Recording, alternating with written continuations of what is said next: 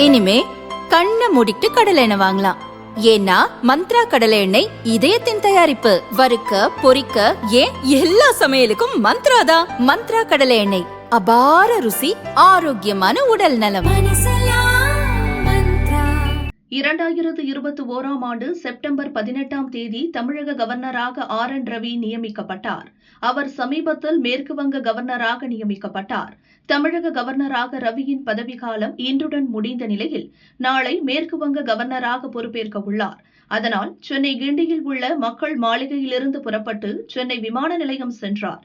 அங்கு அவருக்கு தமிழக போலீஸ் சார்பில் அணிவகுப்பு மரியாதை அளிக்கப்பட்டது.